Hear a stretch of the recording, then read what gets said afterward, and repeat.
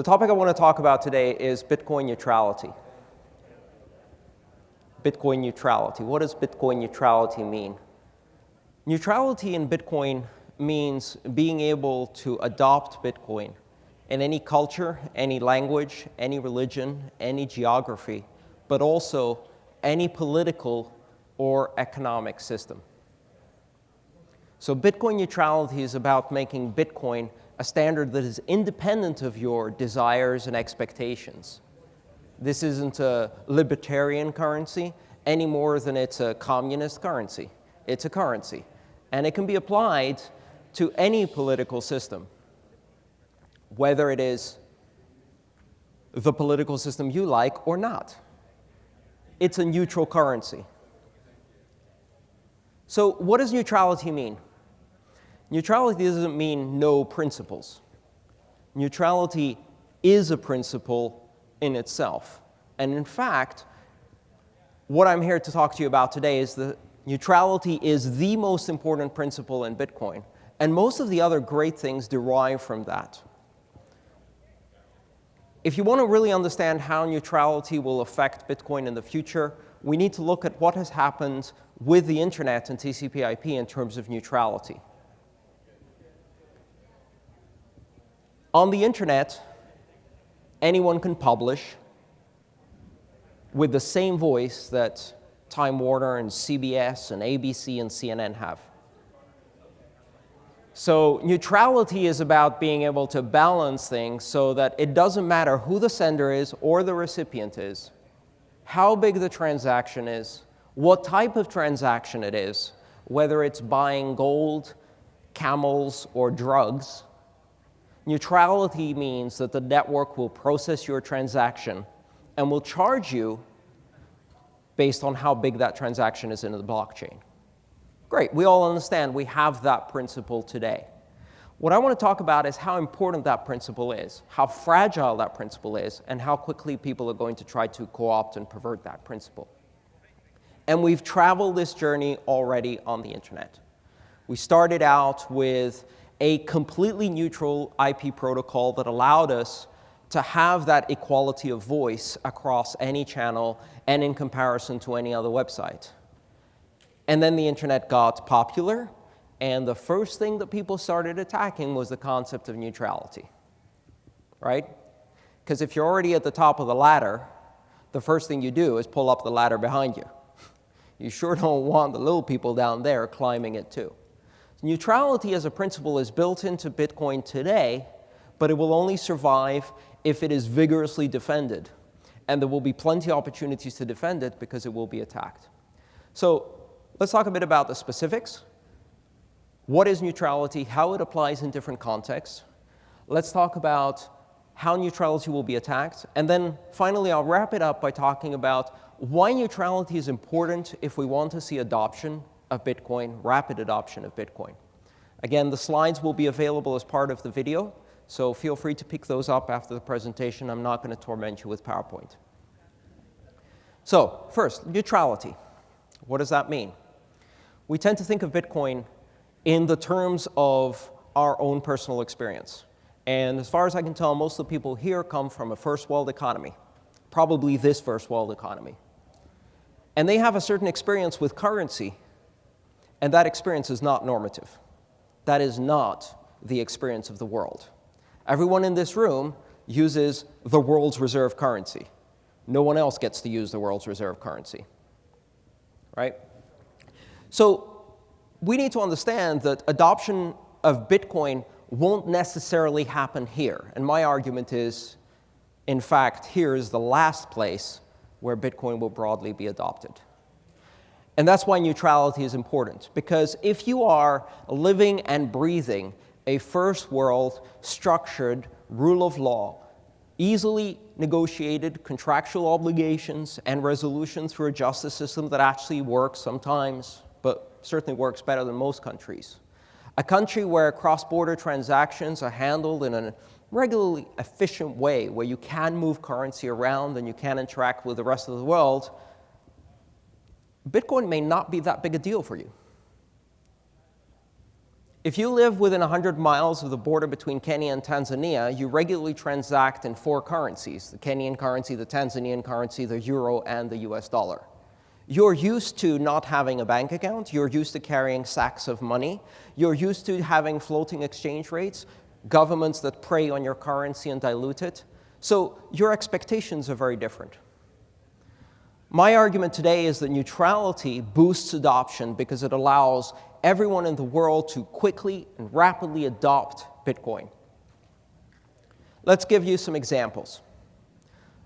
A classic example you can look up is the Islamic Bank of Bitcoin. The Islamic Bank of Bitcoin was created to enable the use of Bitcoin within the Sharia law finance system. And under Sharia law, interest payments are considered usury or usury. I'm not sure how to pronounce that, but you know what I mean. It's the exploitation to charge interest. It's forbidden in the Quran. So banks in the Islamic world do not charge interest. What they do instead, and this is a bit kind of a semantic thing, but they enter into joint ventures with companies that they're offering loans to, and then they collect dividends back.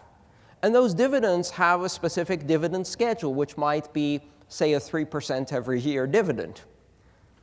Smells like interest, walks like interest, but the important thing is that there are certain rules and regulations as how to use currency in an Islamic system. And that's not the only culture out there that has its own particular perspective on how money should be used. I worked for many years in New York, and a good number of my colleagues were Orthodox Jewish, and they observed the Sabbath. So I knew very well there were not going to be any conference calls on a Saturday because they don't use electronic and electrical equipment on the Sabbath. Can Bitcoin be adopted today in a culture where the Sabbath is followed religiously? That may have been an unintended pun. Can it be adopted in that environment? Only if you have a means of exchange that doesn't depend on electricity. And we need to think about that. And if the Sabbath is a bit of a problem, think about sub-Saharan Africa, where you don't have electricity, where not having electricity is the norm. If the lights went out right now, everyone would get up and head for the exits. I was doing a presentation in Bangalore. I was on stage. The lights went out. The fire alarm started ringing. No one got up. I was ready to organize a massive evacuation. They knew that this was just Tuesday, because that's what happens in Bangalore. The power goes out on Tuesday. And it's a perfectly normal thing. So in some cultures, you have expectations. We have expectations. In this culture, we assume that our money will have a certain value, that it will be the world reserve, that we can do interbank transfers. And these assumptions are very, very rare.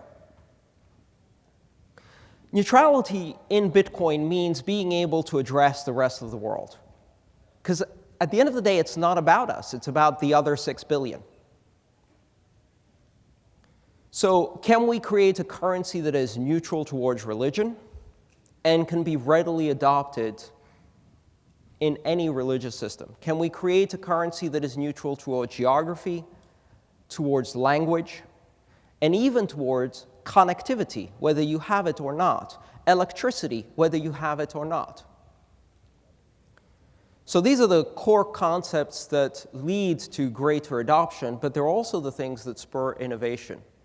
Because if you make it easy for people to adopt a currency, and they look at the currency and see it as a neutral, technocratic, scientifically based currency, it doesn't offend their religion, it doesn't offend their culture, it's not contradictory to their values, it is compatible with their language, they can readily adopt it.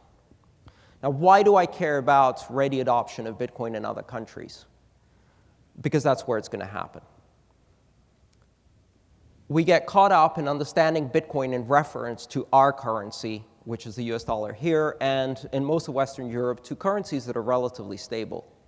So if you had a hierarchy of currency, here's the US dollar, the world reserve currency, relatively stable over decades or even longer, right? And here's the Zimbabwe dollar, I have a beautiful picture in the presentation which shows a Zimbabwe $100 trillion bill. And you can go online and search and see people buying coffee with a stack of money this tall.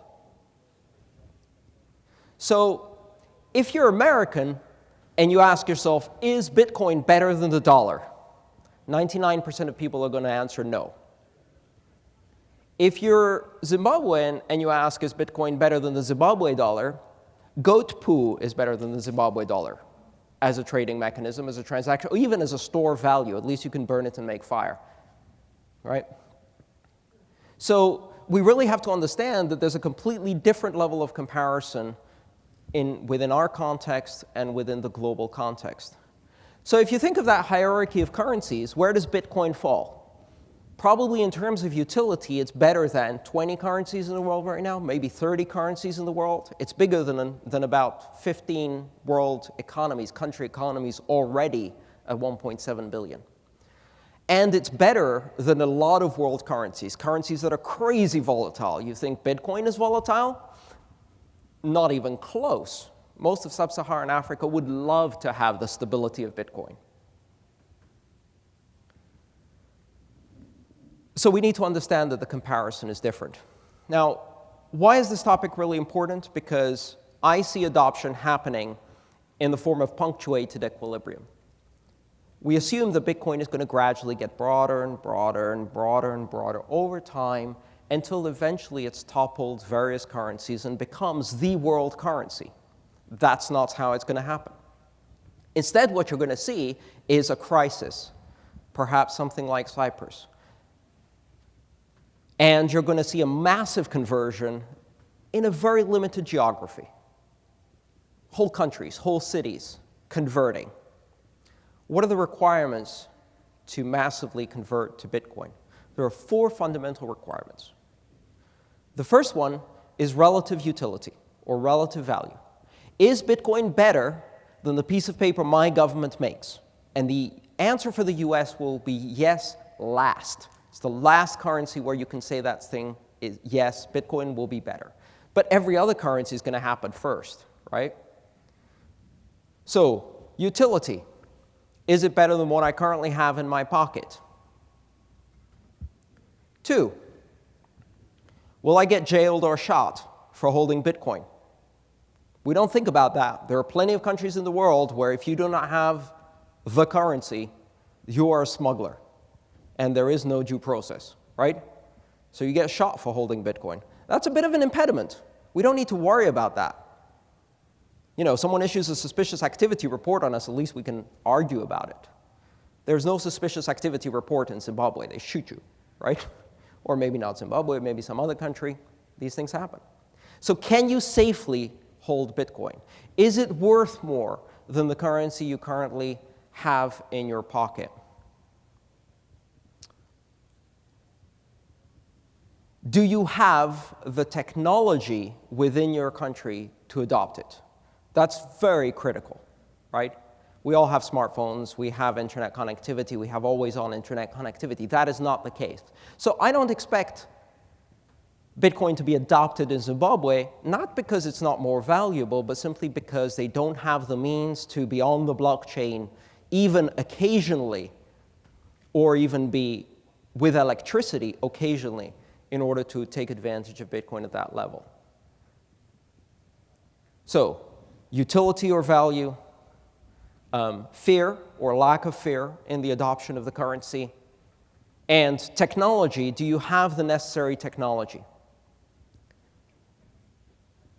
And the fourth one is neutrality. Can I adopt that currency without violating some expectations of my culture, some cultural norms, some religious norms? Does it work with my language, et cetera, et cetera? Now, we all focus on the features of Bitcoin, making it easy to use. That's really important. But we have to think of these barriers because what they do is they provide that sweet spot where all of these 3 things converge, or these 4 things converge, and suddenly Bitcoin is a much better choice. And when you reach tipping points in technology, what happens is massive viral adoption. We've seen this with currencies like M-Pesa, which is essentially a transactional currency based on cell phone minutes. Was it built as a transactional currency based on cell phone minutes? No. It was for carriers to be able to sell cell phone minutes and people to move them between their family. But it's convenient. It maintains its value better than many currencies in sub-Saharan Africa, so it became rapidly adopted because you could use it with simple, non-smart cell phones. Can we create the necessary conditions within Bitcoin so that when people are willing, unafraid, able, through technology, Bitcoin is the natural, neutral, global choice that they can put their trust in? And if we create those conditions, then we can address the real potential of Bitcoin. So let's look at what the real potential of Bitcoin is within that scenario. Anybody want to hazard a guess as to how many people in the US do not have a bank account? 60 million. 60 million. Yep. It's somewhere between 15 and 20%, depending on how it's count, is the fully unbanked population of this country. That's an enormous number. Now, do you think that's because these people don't have money?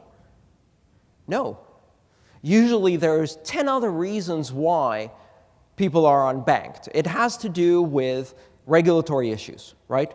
They don't have sufficient proof of identity. They don't have legal status in this country. They don't have enough documentation.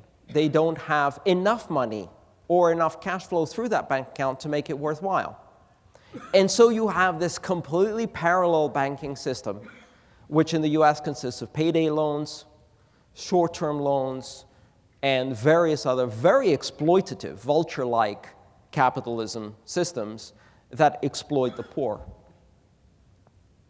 If you grasp for a moment that in the US, 60 million people live under that banking regime, make the leap and realize 6.5 billion people elsewhere have never known anything but that regime. And that's where Bitcoin wins. It's not about us. Because the relative utility of Bitcoin to someone who's already banked, who has a stable reserve currency, is relatively small.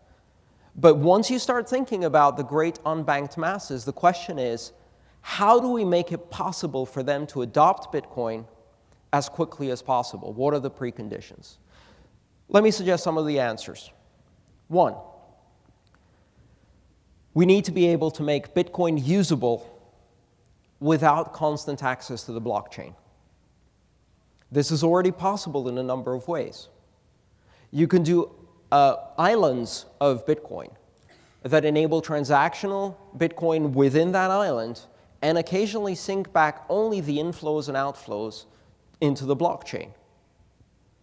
This is already happening. When you go on Mt. Gox and you buy Bitcoin, and you sell Bitcoin, and you buy Bitcoin, and you sell Bitcoin, and you buy Bitcoin, do you think they actually have that Bitcoin? Possibly. But they really only account for the Bitcoin you withdraw, right? Only that hits the blockchain. The rest of it is completely off blockchain transactions. So, can we do that on a more systematic basis for those countries and those environments where you don't have always-on connections, where you can't transfer 7 gigabytes over your internet connection in less than 6 months, and where if you start the download, the problem isn't that your connection will flicker out, the problem is that your city will flicker out, as it does every afternoon at 2 p.m., because everyone turned on the air conditioning. This is a fact of life throughout the world. Can we use Bitcoin in a non-electricity environment even without cell phones? Yes, we can.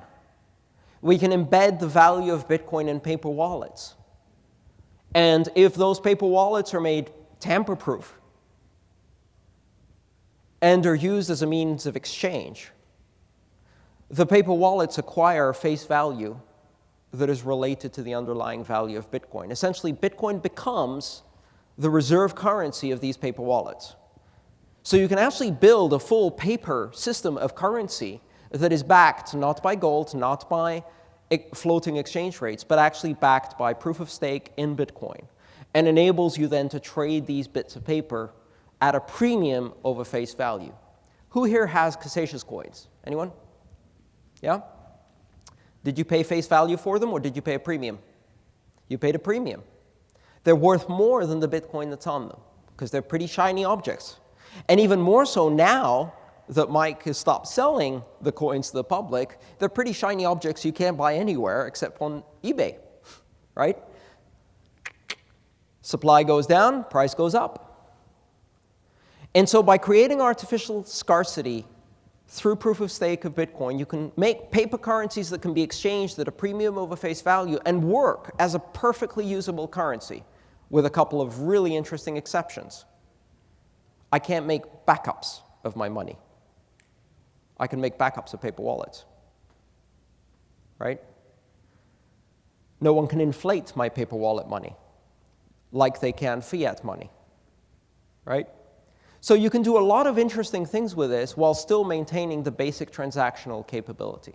We need to start thinking about using Bitcoin without electricity, using Bitcoin over SMS, using Bitcoin by exchanging short phrases that are codes that unlock, Bitcoin wallets by reference. And so that kind of thinking leads us to create the exact right conditions so that when a country suffers a currency crisis, the answer is not to put all of grandpa's money in a suitcase and head for the nearest border. You see my name? It's long and unpronounceable. It's Greek. I know all about suitcases of money leaving a border.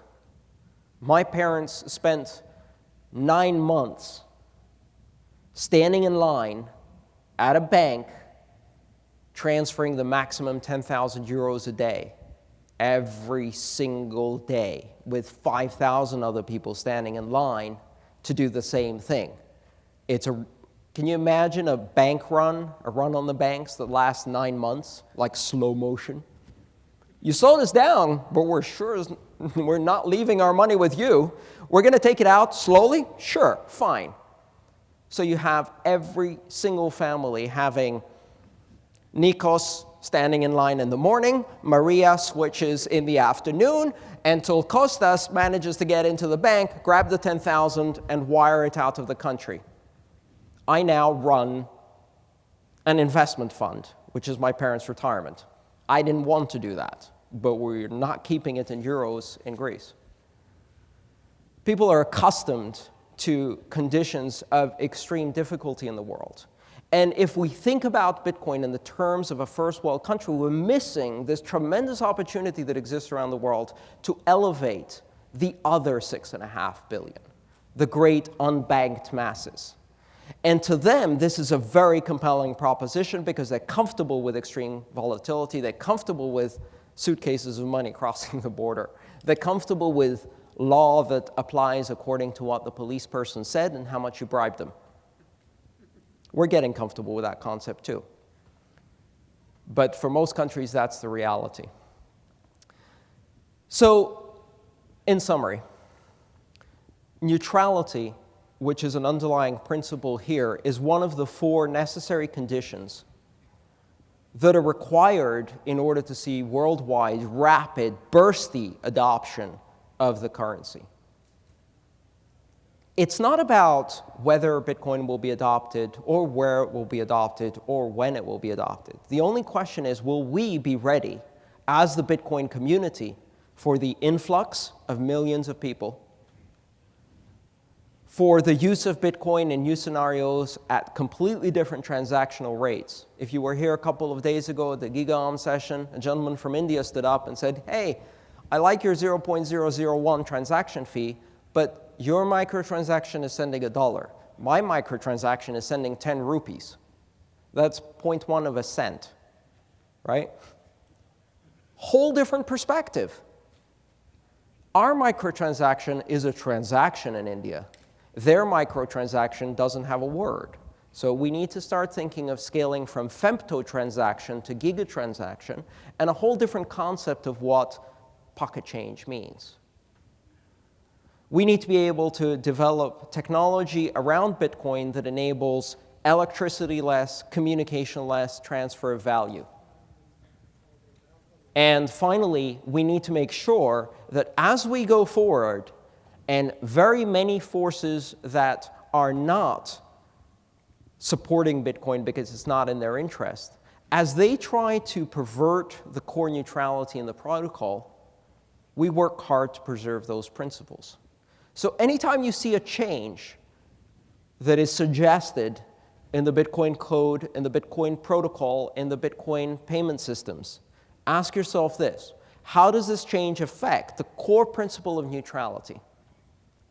How do we make sure that neutrality as a principle is adopted so broadly that it can't easily be attacked? In 1992, the internet had its AOL moment. Those of us who were on the internet before called that Black Monday. It was the day that AOL dumped 11 million noobs onto the internet. And of course, everyone who was already on the internet was absolutely horrified. Because noobs didn't know about spam, they didn't know about netiquette, and they did, well, you know how it goes. But that was an inevitable situation. It was an absolutely necessary thing in order to get the internet to mainstream.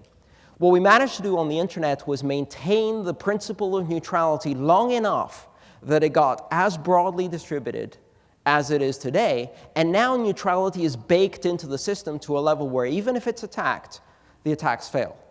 And why do they fail? Because when you compare the value of a decentralized system to the value of a centralized system, the decentralized system always wins. It always delivers better value and better efficiency to everyone, right? Centralized systems only benefit those who are at the center. If we take the internet and make it broad, neutral, as we did, great. By the time the carriers tried to make it unneutral, by the time they tried to buy priority access on the internet, it was too late because it's distributed broadly enough that the endpoints resist centralization. Who are the endpoints? We are, right? We resist centralization. And we resist centralization whether we know it or not because we see the value of neutrality as expressed through the ability to blog as loudly as CBS, to share our opinion and create grassroots revolutions on Facebook, right? Those principles of neutrality translate into power, and we're not about to let go of that power, even if we don't know how it relates to neutrality. Bitcoin is neutral today. It will be neutral for as long as we fight to keep Bitcoin neutral, as long as we resist attempts at centralization and co-option. If you see people trying to make sure that transactions on Bitcoin can be prioritized in a way not per the size of the transaction, but based on who the sender is or who the recipient is, scream. Because that violates the principle of neutrality, and that principle of neutrality is the most important and valuable characteristic of Bitcoin. So, to wrap up, neutrality will lead to adoption. It's one of the 4 preconditions to adoption. We need to address the other 3. We need to make sure that we can easily demonstrate the value of Bitcoin over national currencies where that value is clearly identifiable. We need to make sure that Bitcoin can be accepted because it is able to work in an environment without electricity, without communications, etc. We need to make sure that people can use Bitcoin without getting jailed or shot. One of the great ways to do that, support Bitcoin charities. Beyond Enterprise, really cherish the gift economy we've created with Bitcoin and support Bitcoin charities. When a legislator runs out against a campaign that says, if you kill Bitcoin, these kids starve, this puppy goes to a kill shelter, and this bear in China doesn't have a future and goes extinct, that's a much better message than Bob the speculator won't make enough money. Invest in charities, because that enhances the concept of neutrality and makes it concrete. Finally, when these changes happen, and when you see this massive adoption, you're going to see, again, attempts to violate the neutrality, and we need to resist those. Ask yourself, if a change is happening, does it give me enough utility to be worth giving up this principle of neutrality? With that, I'd like to open for questions. We're going to set up a microphone here. I'm going to turn off this microphone and sit down. Give us just 10 seconds, and we'll start taking questions. Thanks.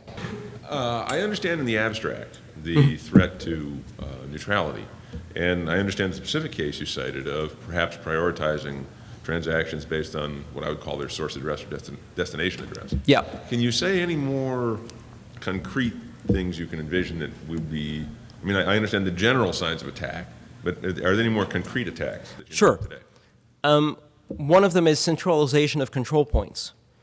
At the moment, Bitcoin as a network is flat. Every node is a node, every node is a full node, or can be if it needs to be. We've seen in similar networks in the past the creation of tiered environments, especially on the internet, where effectively some nodes become supernodes. We see this in peer-to-peer, and it's actually an effective mechanism because the supernodes are run independently. It's not an effective mechanism if the supernode is May West or May East, one of the main internet carrier hotels, and out of one of those racks, a little piece of fiber snakes into room 101 that goes to the National Storage Agency. That's centralization of control that is really dangerous, right? The key to remember is that at the moment we're on the cusp. The internet can either be the greatest liberator in humanity or the worst totalitarian dystopia, and the only difference is how it plays out from now on. I think we're winning. I don't know. I think so too. And I'm taking the liberty side, not that, just in case you were wondering. But the point is that this is not an easy battle, and it's hard to see the signs because they make a lot of sense from a business perspective for certain players to centralize control. Other areas where you can sense the danger is beginning to attach identities to Bitcoin, not on a voluntary basis, but creating barriers to payments based on whether your identity is true or not, whether it's tied to a government document or not. And if you start seeing regulations that attempt to do that, danger, danger, Will Robinson, right? That's where it becomes very dangerous, because if you force tying to identity, then you can start blocking based on identity, and it leads to the source destination filters. Well, Today you can invest your Bitcoin in promoting certain causes like WikiLeaks, for example, that you cannot do on the Visa network. You can support the KKK on the Visa network. Yeah. You can't support WikiLeaks. Yeah. I have a problem with that. I don't have a voice to change that. On Bitcoin today, it doesn't matter who you are, because you can use anonymity to protect yourself from essentially financial censorship and control. Pseudonymity, you can use that. We want to maintain that. That's an important principle of neutrality. Pseudonymity is an underlying principle of neutrality, and it's very important. Well, I can, at the risk of a follow-up question here that's related to your point,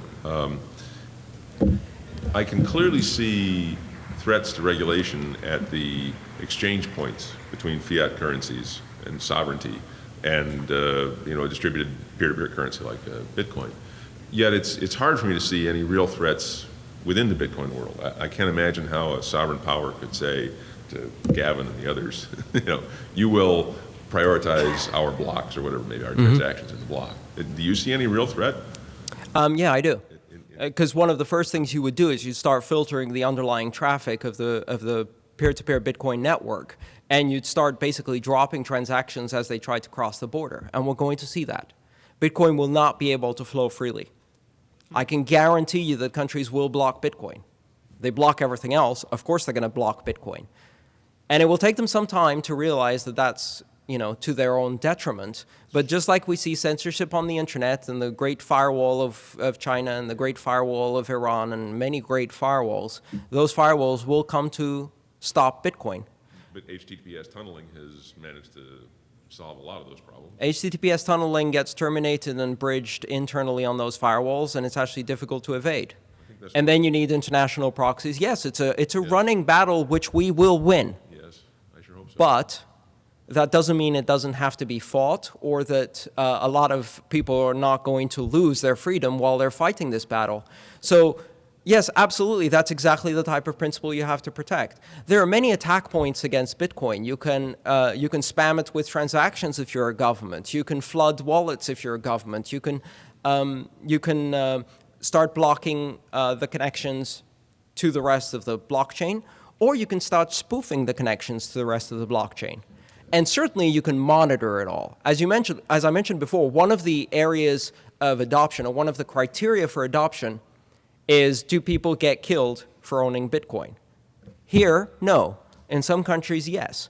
And so if you combine the threat of deadly force with the ability to monitor and intercept Bitcoin messages, that's a very powerful deterrent to adoption. And it will start affecting the neutrality of the underlying system. I think are we out of time? Okay, and thank you so much.